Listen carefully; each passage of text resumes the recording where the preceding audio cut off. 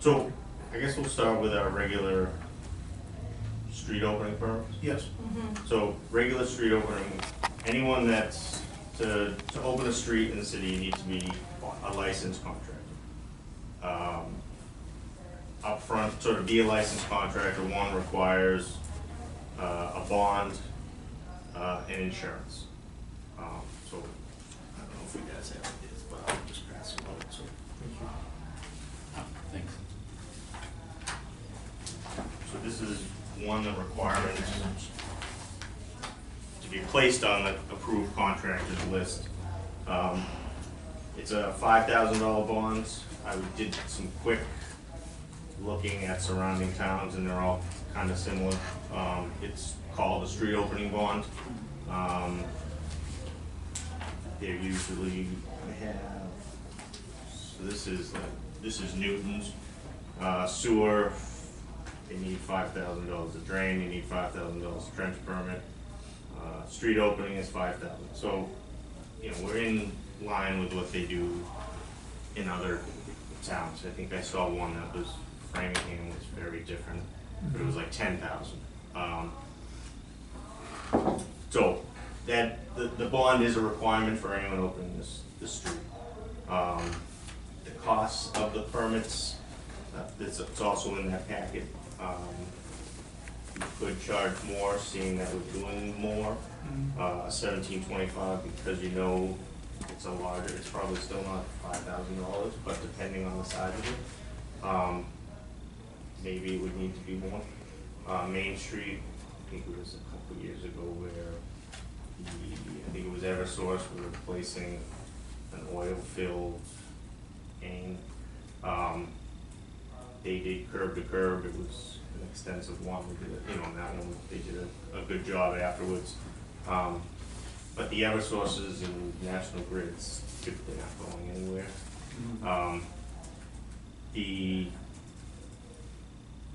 So I also included in that package is a notice of inspection requirements. Just some of the information that contractors get when they're doing. So the number of 1725s that typically are out there, I think from 2016, ones I have, is probably 20.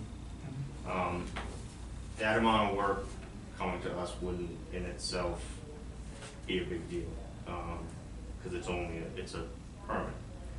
For us, I think the bigger deal is for you and anyone else. You know, there'd be no public process. People would call, but our decisions would already be made. By the time they figured out the guy would be out there digging is the way I would see it, that when they would call and say, why are you letting them do that?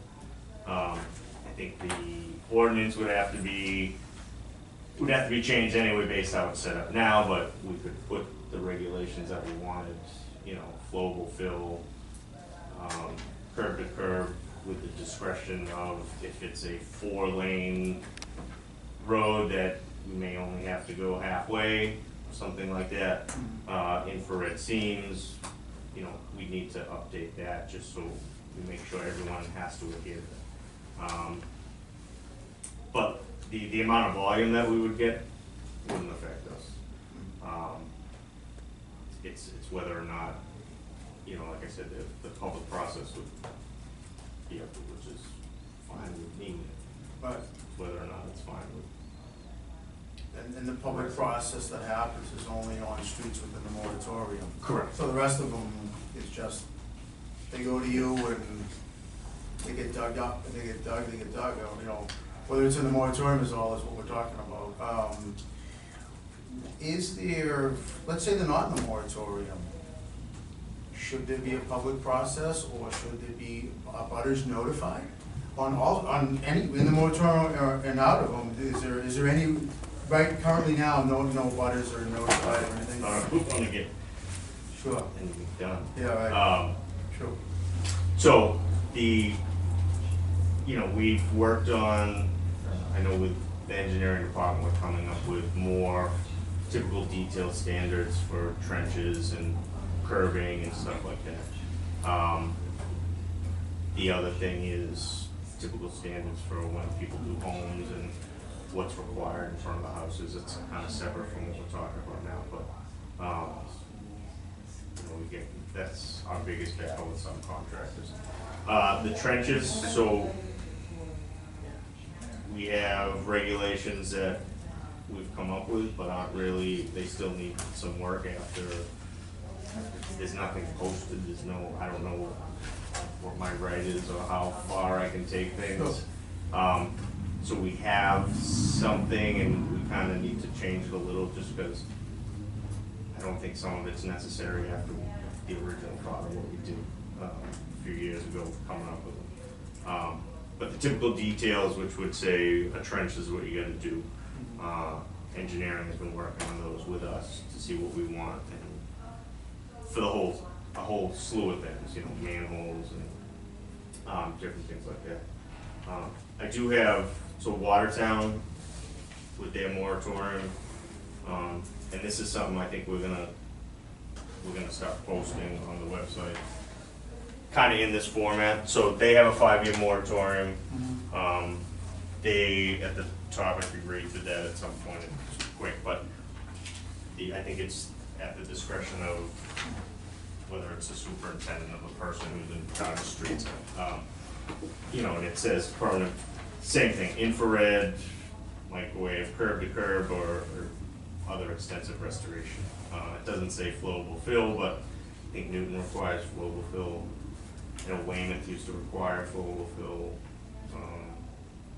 The only place you can't require flowable fill is over gas. The gas company won't allow it. It has something to do with, as the leaks come up, the flowable fill kind of sends it in a different direction.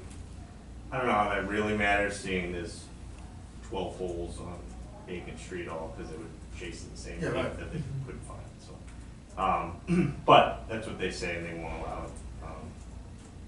Gas company, typically when they do a trench, not including Lexington Street, they usually do a good job, and they will usually come back out if we have an issue rather quickly. Lexington Street has been different because thought they were going to be out quicker to pave it, and we're just waiting for a different 1725 to get an answer on that before they do pave it. They were ready this week to do it, but we held off because of the driveway issue, engineering. With Mr. Casaza was. So once that work is done, they're ready to go.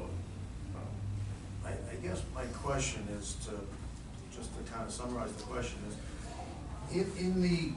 do you guys do inspections on either in the moratorium or out of the moratorium? Do you go out and inspect the patch? Like Newton goes out a year later and inspects the patch. Yeah. You guys inspect the patch a month, a year, or either whether it's in the moratorium or not? So the moratorium stuff we're getting better at. So we've started tracking moratorium stuff that's approved here, tracking that, and we track National Grid and Water Department.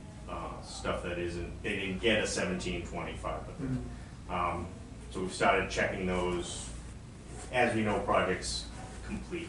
So most of those have been done. The ones that haven't, they're either in process of getting it, we've been in contact, or the projects aren't finished yet and they're not ready. So like Moody Street, we talked to LeBlanc there, he's gonna do that soon. The other trenches, yes, we do inspect them. We've been trying to instill that what may be acceptable to our inspector may not be acceptable to how the rest of us feel. So we've been working with him to let him know more of what we want. We also, just today, a second inspector started for trenches, and with he'll be working with National Grid, inspecting their jobs, watching the city's utilities. But secondary to that, he'll be able to check trenches while he's driving around, going from job to job, and so we think that will be that will help a lot that we have another person. If they're in the moratorium, is this something you guys could track in your department? like I said, yeah, the number of them. Without the process of us having this here. Yeah, doing it, I think if there's a we define exactly what we want with some leeway, but it's, you know, the process that's gonna take place will be nothing like this. You know, in my position, I can't, what I do for one, I have to try and be as consistent as Yes. possible, because that's when I get in trouble. That's when I'm not consistent. Because it seems like here, the only ones that would ever be in question would be, like I said, it's that local builder doing, one unit to the 2 unit that gets run through the ringer and comes in after does away. Everyone else, it's pretty much just a rubber stamp, yeah, 1725, yeah, make that a condition, thanks for coming in. So I didn't know if it was something you could handle, and I don't know which ones would be, the wood councils would have concerns on them still coming in and how we would define that, I don't know. Maybe they could speak on that. Right, and that's, so, I mean, they're on an, you know, like I said, from 2016 through now, at least the ones that I know I have, there's only 20 at most. So the amount of volume isn't bad, and now that I got them on a sheet, it's easy to track and you can see what they are, you know where to go look. I went, before I came here, I was like, I'm gonna go look at it, a number of them. You know, and so I don't think that's an issue, the sheer number of them isn't enough to worry. It's Final question, thank you, Chris. Is there a permit fee right now? There's not a 1725, but the regular street opening permit. Is, how much? They're on there, so they're relatively inexpensive. So it depends, there's a whole, Sure. so it's 25 for a street opening permit. If you need a trench with that, it's 50. And then if you look, 200 for non-owner occupied residential on property, trench opening permit. Part of it's, sometimes they start at the building department if the trench is gonna be on property. If they're not gonna do a trench on property, it starts in, that way it's only confusing to me because I don't sit there and do it every day, but Ron in the building department. If you were, my only question is, if you were gonna increase the, whether the 1725 comes in through here or goes directly to you, if you were gonna increase the inspections, should the permit fee, if you're gonna increase manpower, what have you, for the city, should the permit fee be increased? I don't know that matters, but I think maybe a time where you wanna look at surrounding towns and see what other people are charging. You know, the money goes back into, I don't get the money, so. You know, the money goes back into the general fund, we'll go to. And I guess it's an whatever attempt to, process. whether it's in the moratorium without it, Yeah. is to increase the quality of the patches all over the city, in the moratorium, out of it, the temporary patches, basically across the board, how do we increase the quality of that? And I yield the floor to anyone else, so. Thank you, Councillor LeBlanc. First time around, Councillor Harris. Thank you. Through you to Mr. Chase. So I want to make sure that I understand the questions that were asked prior and how you answered them. So I took a few, it was back and forth there and took some notes. Okay. All right, so I'm going to try and run down the list that I have bulleted. So to allow 1725 street openings to become non-reviewable by the city council and simply under your purview, we would need to constrain this so that it's streamlined, right? Because the idea is that these should not be exception-based. They should be clearly no-brainers, so to speak, right? Correct. Things that would require things to flow. So one would be, these would not be special permits, they would be buildings by right. We would repave them in a standard that we have for paving today. Curb to curb, flowable fill except for gas. We need to draft that language, but there would be no exceptions. As the ward councilor, and I would defer to the other ward councilors here, I mean, the south side, you need only drive down the Ash Street and you can see what exceptions do to streets, especially after they've been paved. So there would be no exceptions. If you're gonna say this is a standard, then you put down the bond. Any exceptions need to come to the council because they require reflection, review, public notice, all of those things. We're saying how we could streamline this. I would say they would go to the standard flow, curb to curb, no exception.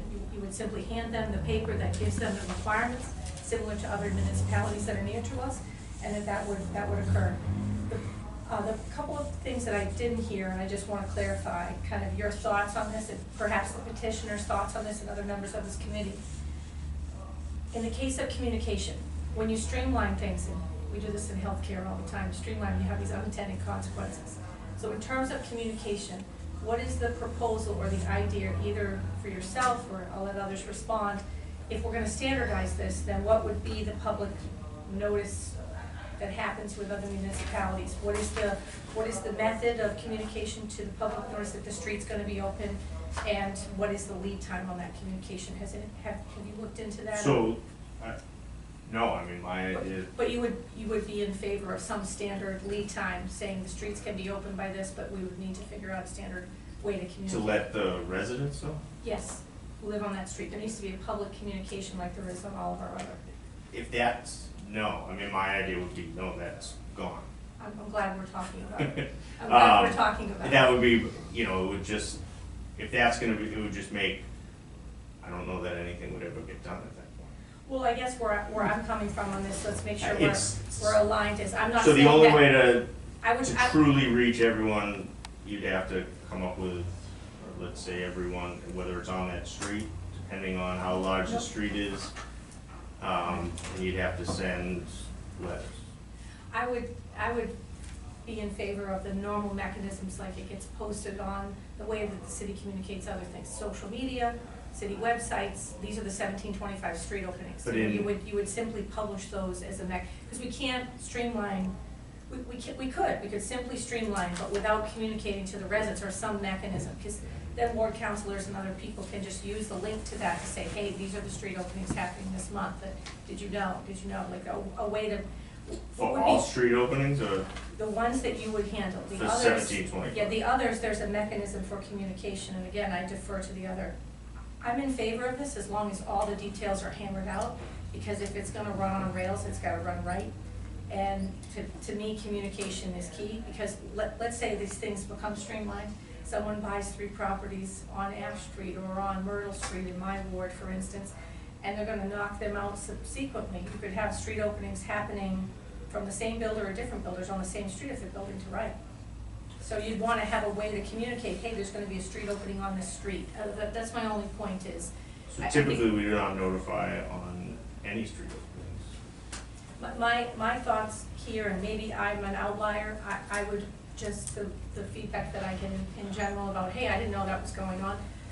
And even when we do communicate, some people go like, hey, I didn't know that was going on, is to have some communication plan in favor of this. And how we decide as a municipality to do that, we can use social media, we can use our websites, all the ways that we communicate with our constituents and citizens today, we want to do that in the future. The other part I wanted to talk about is there any consideration, and I'm not sure, so I need your help here, I need your expertise, is in a build to right situation, have you ever seen where the sidewalk was interrupted in any way? Yeah. Or so that would be another reason to communicate, because of the walking paths for students in schools and things like that. So what are the typical So you're scenarios? talking, and I know you're saying 1725, but what it sounds like you're talking about is any trench permit we give out, we're talking 900 a year to get out. I don't wanna do that. No, I'm saying and if we streamline this, the same mechanisms that we use today to notify people, we'd want at least to have a way to say, hey, there's gonna be a street opening. Because people who live on those streets are gonna wake up in the morning and think they can take a left and they can't, right? I mean, just in the south side especially, there's a lot of building going on. So my thoughts here are to run down a list of, almost the checklist that I have to run through to notify anybody of a street opening. If it doesn't come before the city council, we probably should borrow some of the structures that do work in terms of communication, so people feel like they know. Because if we're just gonna defer to your office, which I think is a fine idea, not a bad idea, we'd wanna make sure that we had some plan for communication. And if the sidewalks were interrupted, you don't stop it if you're saying that it's gonna happen because it's to right and it's a standard quote-unquote no-brainer. You'd wanna at least be able to communicate on a couple of levels.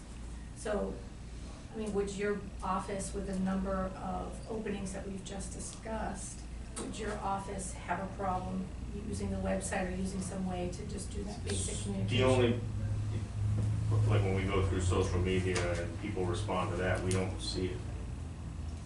And that, you know, people see, someone sees a tweet that, hey, they're gonna open the brand new street that just got paved. I don't get those responses. Well, the responses would be non-consequential because we would say that these things were streamlined. I'm more or less not looking for you to engage in a dialogue. It's more of a way to notify people who live on the street. And if you didn't use City of Waltham Facebook, or you didn't use Twitter, and you simply publish them on, our vision would be just keep it simple, put it on the city's website, and just like we have, did you know, or how do I find, you could Google or put in there street openings, and you could see the street openings that were happening as a way of publishing to the public with some lead time. So, yeah, I think it may be that, so we started a couple of years ago, and it kind of, we would, every permit we got would be posted online. And Okay. it's a, you know, constant, everyday, time consuming for one person, and we may, in the future, depending on what happens, have bodies available to be able to do that. I don't know that a specific 1725 one, I think if we included it in a larger,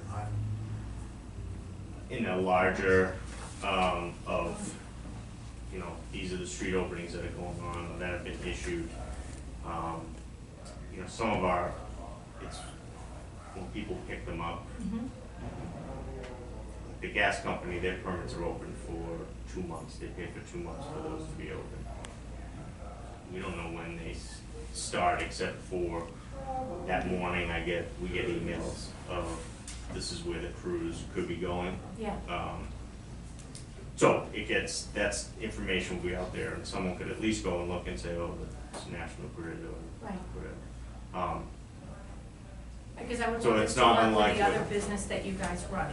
We're going down the path that I would hope we would go, which is we would just need to quote unquote set a communication plan. What that communication plan should look like should have, I'm just talking requirements, should have some lead time. It should, you know, there shouldn't be something extra or special that you have to do other than what you do today for the other gas and utility communications when we're opening streets for impacts, right? And if there is going to be a street opening, we just would want to coordinate with how they paint and set those things up, right? Your role wouldn't change. If someone wants to do this, they would apply for a permit, they would set the bond, and then the process kicks off. What we're talking about then is putting into action, making sure that it's just by right, and some mechanism of communication out to the public notice, you know, and.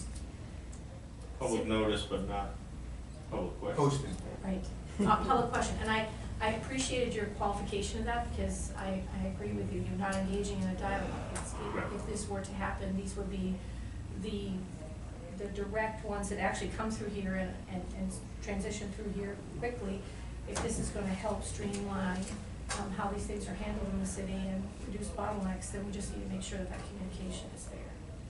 And you've provided your thoughts on that, so that wouldn't be an undue burden to your. No, we had started it a while ago, and I honestly don't know if anyone ever looked at it. Right, I'm sure. No one's ever mentioned that, like, hey, didn't you stop keeping that up to date? So it was like, why? I would tweet the link. I would help you out there. So yeah, and that's on, you know, that's on the Public Works website.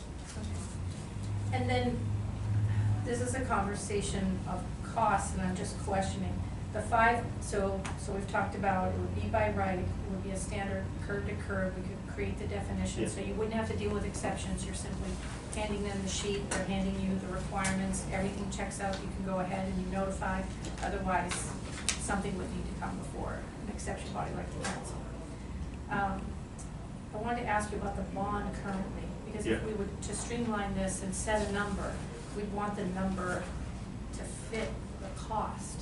So if someone sets a 5K bond, but they do a poor job, because what I'd hate to have is you then, after the fact, be burdened with all of these inspections, right? So I want to understand the bond process a little The bit better. inspections are already, burdened with now. I mean, You are? anyway, yeah. Okay.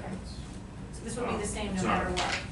Yeah, the inspection wise, it's not. So the bonds, Number, 5K, who came up with 5K? And we talk about meeting a standard where you're not just gonna build a trench and fill a trench, but now you're curb to curb, you're streamlined and walking, does that 5K? Mr. Chairman, just a point of clarity. Sure.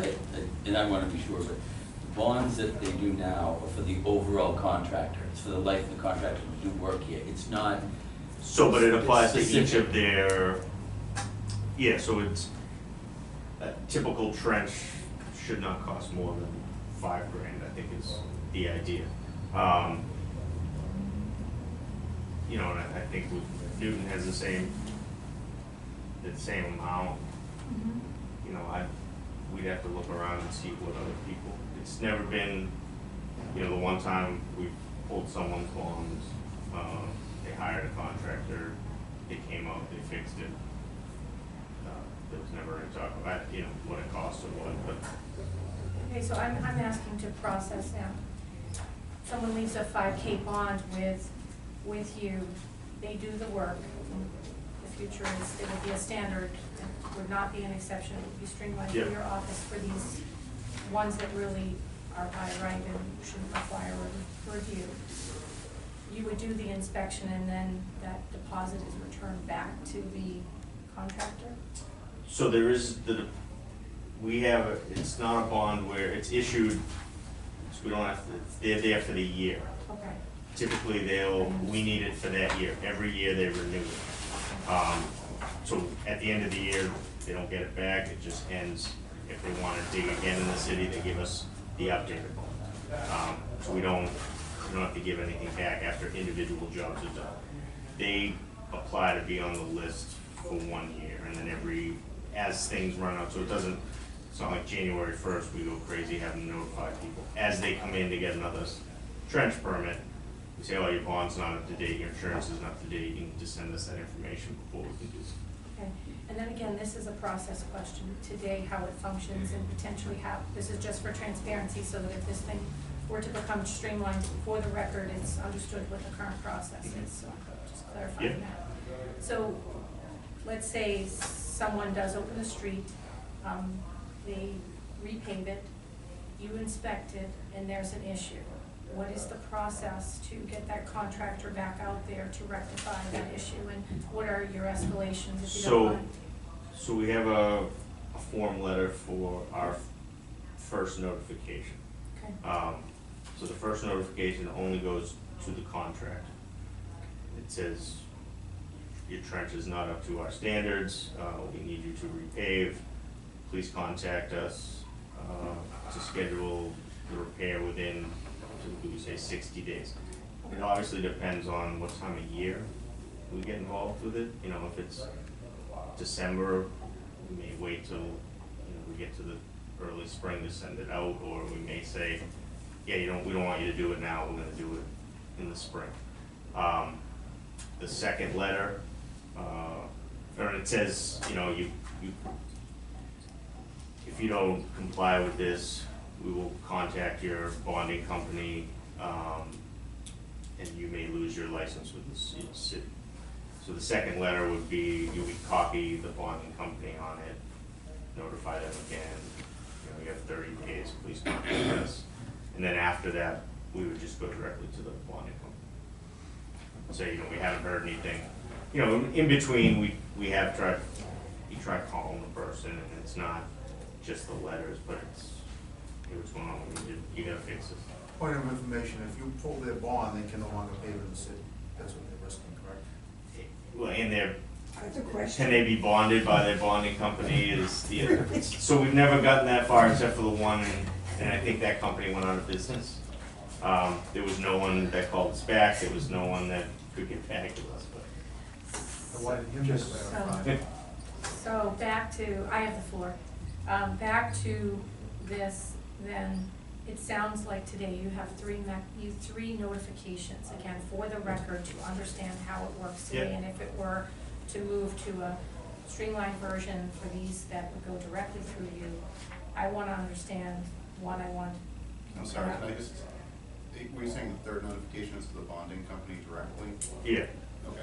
Okay, so I'm gonna And summarize. we'd send it to the bonding company, copy the contractor in that case. Right, so I'm gonna summarize my notes, and hopefully they match the notes of everybody in the room. The first notification is to reach out to the paver or contractor directly, saying standards were not met, and that repair is required within a time commitment. Yeah. If it is within season, and we'll say, sunny season, it's a 60-day window. If this happens during the winter time, you notify when the paving is possible, and you set a time constraint to say this must be repaired, because you're setting basically a remedy window with the contractor. Right, for them to do a full dig out and repair. And then the second letter, if they don't comply, you're contacting the bonding agency directly. Second letter would be to the contractor again, Okay. with a notification to the bonding company. Okay, with a notify to the bonding. And then the third notification is To the bonding company, on copy to the contractor. copy to the contractor. If this were to move forward under your purview and responsibility, is this mechanism of escalation effective and working today under your current management? And is there something here that needs Yeah, I mean, refinement? that's, no, I don't know if you want to put that in an ordinance. No, but I just want to understand the escalation. Yeah, I mean, that's what we've always talked to, even with the law department, of how we notify people to get them to do something that we show, that we've tried due diligence to get them to do it. Companies in business don't want their bonding company to have to foot the bill for them. Right, so then, the Just for a matter of time, we only have 20 minutes left. I want to make sure everyone has enough time. We have, Council President still has to speak, and so does Council for Rule 1, so please, I'll wrap up. let's wrap up now, So please. the last question that I have is, after the third mechanism, what is your fine? Does the city take that burden, or what is the? No, so, once you get in touch with the bonding company, they will hire a contractor to come in and do the work. Okay. Thank you. Paul J. Brasco. Present. I'll have to make a motion to hear from not paid member. Chesney. That's right. Yes. I'm a member. That's right, you're right. Thank you, Councilor LeBlanc. Mr. Chairman, for recognizing me. So, I mean, this has been very, very helpful. The mayor has actually come in with a proposed ordinance regarding the bonding, right, in connection with 1725. So right now, if you allow a street opening, if it's, beyond the moratorium, they're coming to you, you approve them, and they're, and street openings that are beyond the 5 years don't happen unless there's a bond. But if it's a 1725 and it's coming to us, those individuals, entities aren't necessarily bonded. So there's the gap. So the entity that you give the 1725 to may not have bonds. You've given them to homeowners. The contractor that digs the trench, which we attach the 1725 to their trench permit, they're bonded out of that. Okay, have you seen the mayor's proposal for there to be a bond? Okay, I mean, and I need to take a closer look at it, but it seemed to me that we obviously had a gap somewhere with regard to bonding that she was looking to address. It's my sense of the 1725s that we've had a flurry and had more of them since we increased the moratorium from 3 to 5 years. Do you have any recollection? I mean, it's been a couple of years since we've done the increase. Prior, when you first came on with the city, it was only a 3-year moratorium. Did you do more street openings that were outside of the moratorium then than you do now? I think so. The other thing I think you need to look at is the number of streets and the actual streets we pave. You have main roads, Lexington Street, Bacon Street, sections of Main Street, Louis Street, whereas in the first 3 years it was Wilson Road, and they were smaller developed neighborhoods where we did most of the streets, so I don't know if that plays I think the 3 to the 5 years is obviously going to increase the number, but Just Still a haven't couple been of through quick that. comments, because obviously the committee will do its due diligence around the issue, and I've heard some very good things. I mean, I think the idea has merit, but I do have some concerns. If in fact the council goes forward and makes it more financially doable for those who currently live on private ways to actually pave them, by decreasing dramatically what their portion would be, I see the potential for more of these private ways being redone and perhaps even accepted as public ways.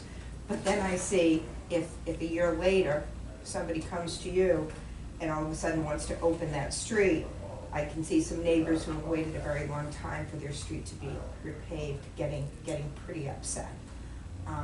And whether there's a public process or not, there's always a public process. They can always find a counselor. So, we would still need to address their concerns. And I am just a little bit concerned, and I certainly appreciate the additional burden it would be. I did not realize that when we did work on a street, again, outside of the moratorium, that we didn't do a notification to abutters, that we would just show up on their street. I didn't know that, and just sort of stepping back, and I don't know how much lead time, again, there is from the time the petitioner comes in and says, look, I need to, I need to have a gas line run. But my thought is, there may be other people on the street who want to have a gas line run, or who might benefit from sort of taking advantage of the fact that the street was being opened. I don't know. I think that maybe we need to look a little bit more closely at that, but thank you for that. Thank you, Councillor LeBlanc. Come around, Councillor Romard. Thank you. We may need to do this a little further because there's just a lot of questions in it, but so I'm a little bit unclear on this, but to you, Mrs. Chason, or Mr. Chairman, through you to Mrs. Chason, in your opinion, what are we asking for here? Like, summarize it for me, I guess, because I'm a little confused. So, it sounds like the council is looking to possibly remove the 1725 requirement of having to go to city council to request the open, and that it would be strictly under the Public Works Department and at our discretion with change in ordinance, so that we have guidelines to follow, and that the permits be issued through us without having to come to council. And that's only for 1725s? As opposed to. That's what I'm asking. So it's, I guess that these by So right regular, things. so she was only, sorry, Councilor Harris was only mentioning that a by right, a house being built by right has no other need to go to city council. If someone was getting a special permit, and as part of that special permit, they needed to cut into the new street, that should also, I don't need to speak, that would also be something that you would discuss as part of the special permit. So the 1725s are coming here because of the moratorium. If you're outside the moratorium, then you're by right? Is that? No, so, yeah, I mean, and there's no restriction on someone cutting the street. They just have to follow the normal protocols of Okay. street and trench permit.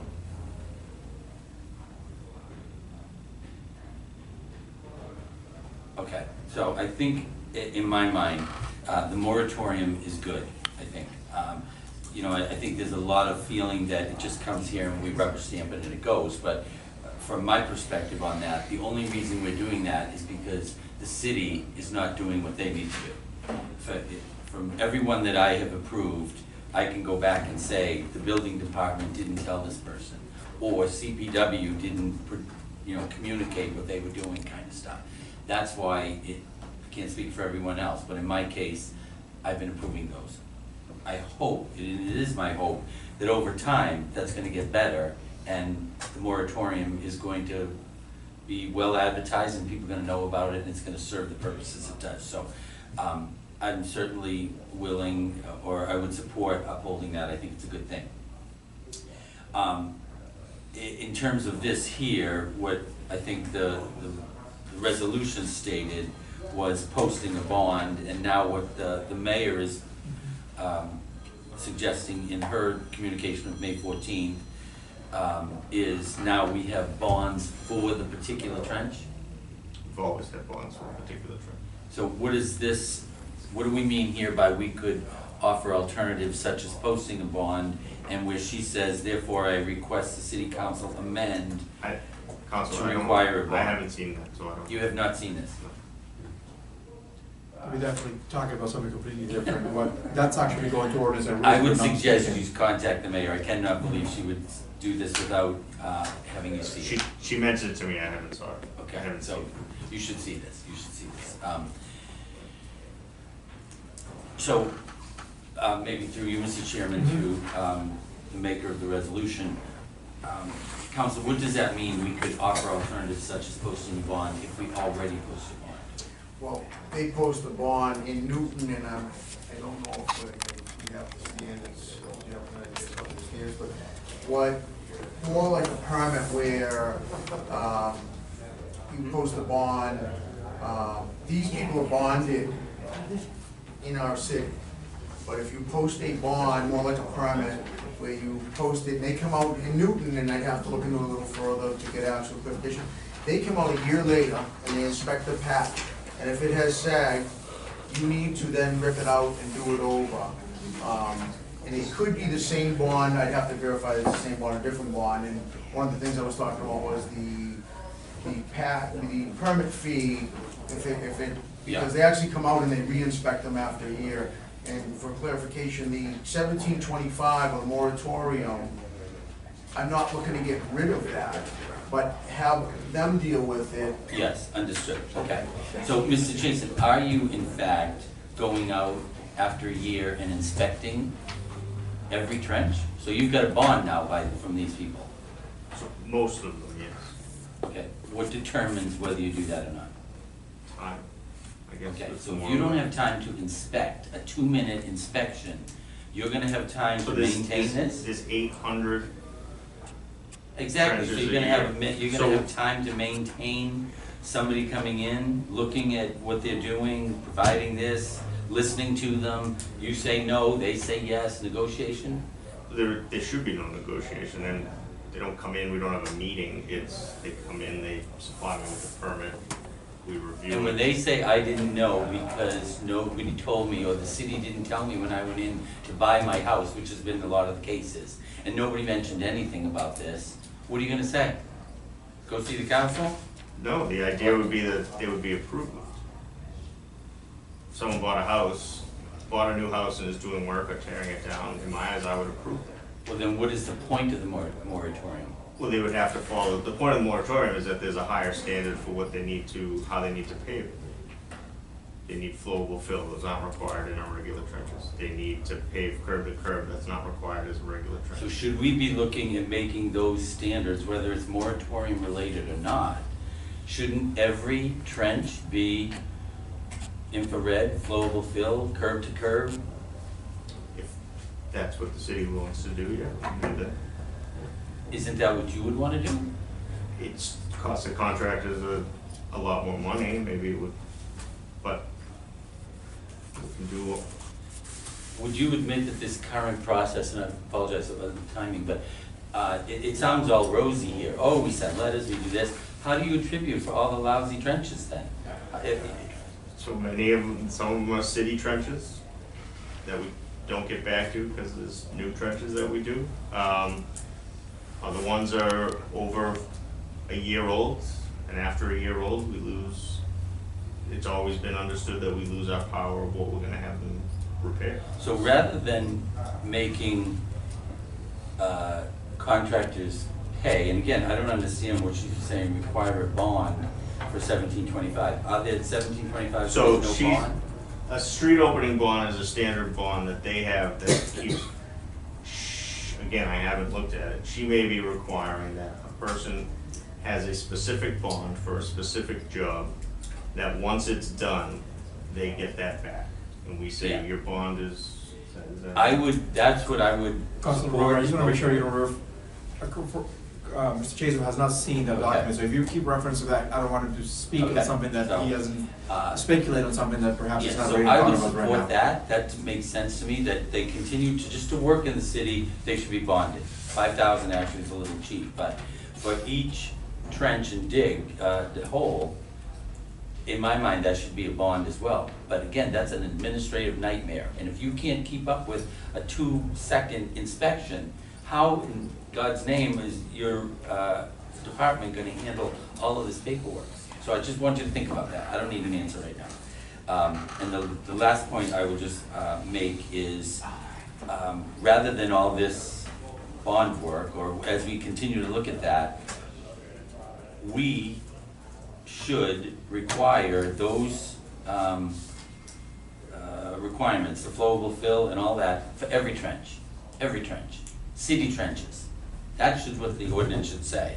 And this would probably resolve 50% of our work, I'm guessing, I don't know. But if every trench required those items, then I think we'd be in a better place. So, with that said, I'm not sure we've made, well, I've certainly made progress in my own mind is understanding some of this, but in terms of what we need to do, I'm not quite sure. But I think at minimum, before we do anything, is we fix that ordinance and make sure those requirements are on every trench, regardless of its moratorium or not. I think we have had a good discussion on this, and I just want to ask you, Mr. Chaser, Chair, if this were to be streamlined and you were the one who's going to be getting these things directly to you off our hands, this could be a legal problem for the city if neighbors were not to be happy with the, this any sort of without a public hearing scenario, whether we're gonna allow them to rip up a road that they just got paid. Wouldn't in any way that anyone can sue us for doing that without any sort of public hearing? That I don't know, I think, Refer that one to- I didn't think of was the private waste portions of those. Mhm. They're not covered. I mean, they're not covered now. Under 1725. So, But in a case of a new paved road, and then we streamline this, and then there you are, making a call, in which, just going through the process. I mean, I'm sure that, like I said, it's, consistency is, if you're not consistent, that's when you get in trouble. Right. Other than that, I don't, we could be, it's of course, the- I'm not asking for legal, I Yeah. mean, you're not a legal expert, but my concern is, something like that, if we're to streamline in a way that we remove the public input from the process, I think it's a concern to me. It is a concern to me. I think it's important to make sure that we have neighbors and abutters as we go into the 5-year moratorium for them to say something, especially the ward councilors who are involved in their wards. I mean, a large councilor, for me, it's perhaps a bit different, but a ward councilor who just been fighting to get a road repaved for the last 5 years, finally made it to the list, it got repaved, and there we are, cleaning it up because of someone who bought it in two-family. Of course, there are all the processes because some of that particular owner who bought the house was not aware of the moratorium, so I can see that, but I also have a concern with that. I think ward councilors fight a lot to get their streets paved, and when they get one, they win for them. The last thing I'm gonna do is have them get a call, say, hey, why is my street getting ripped up, and why wasn't I informed of this? I think I consider that to be a concern, but the position of a chair really shouldn't be discussing much, but that's, anybody else, Councillor LeBlanc, we have about 2 minutes, so I'll give you Take 1 30 minute. I have another matter. Okay. Take 30 seconds. In your opinion, the 1725, the people come in here, and we ask them a bunch of questions, and then when it gets approved and you receive it, does the fact that we ask them a bunch of questions here, meaning them come in front of us for 2 months, does it get a better patch job in the 1725 because we picked on and asked them questions? Or does it come to you all the same and it gets issued and the patch job is relatively, the outcome is the same? I guess it depends, because there's been times where the council has waived all rules and let people put in a line with no regulations. So they didn't have to pave curb to curb. Whether it was a money issue, this was a 1725. So that option would not be allowed. I think if people had a money issue or they needed a new line and that. So, and that was one I went and looked today. And I said, oh, this one hasn't been done. So I went back and looked at it and it says the council waives section A and B of that. So there is no 1725 required. Hardy Pond Road. What, 3? Remember that? So 2016. Standard 1725, nothing waived. For what? So I don't know how they feel, whether the contractor feels like because he came in front of here that he can get away with less, or, and that he could get away with more if he's only coming to it. That I don't know. So far, no, I think you would hope that it would be the same based on the contract.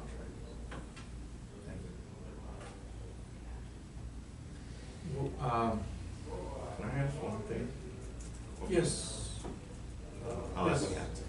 that. Okay. You had asked for something, can you request that through Yeah, we will. the, after? Okay, you're gonna make your formal request? It was, Yeah, well, it was different. Before we go that, Yeah. okay. So no, after this is put on the table, I have another matter to Okay. take off the table.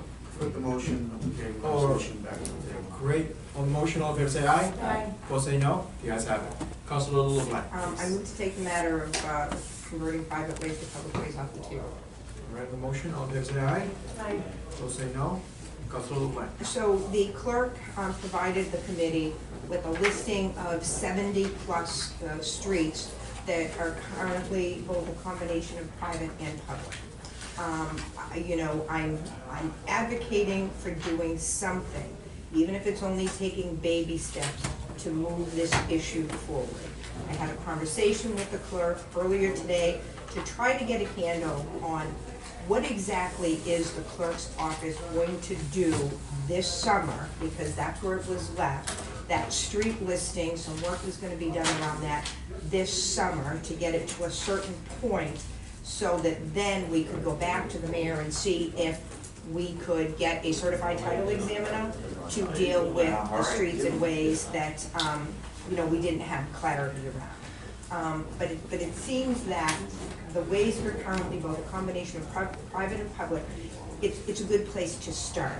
So I'm gonna let the clerk convey, what did you suggest that it might not be a bad idea if we sent this list over to the Board of Survey and Planning to ask them for what they had around this grouping of streets, the 70-plus that are currently vote? What do you think is a reasonable request to make? I mean, we could send it to survey and planning, but if we don't have the, like, booking page number from the registry of deeds, So then I guess the request that I'd like to have made is that the clerk's office, when they are doing their work and their review, make this listing a priority. And perhaps, you know, pull out these 70-plus streets. Is that the better request to make? yeah, I mean, we can pull them out. The trickiest ones are the private ways, because I don't think that we have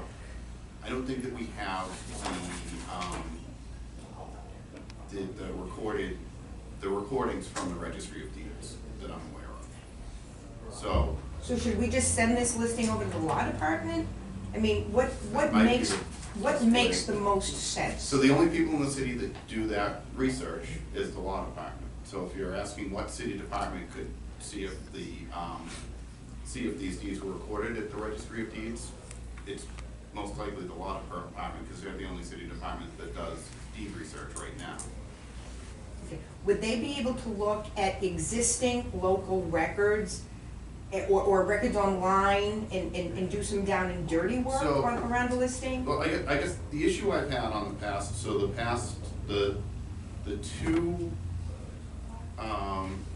1780 private way resurfacing petitions that are before us right now, when the engineering department did their review, they came back and they said, well, we don't know that these are actually private ways, because we do not have from the registry of deeds the documentation that they were recorded at the registry of deeds.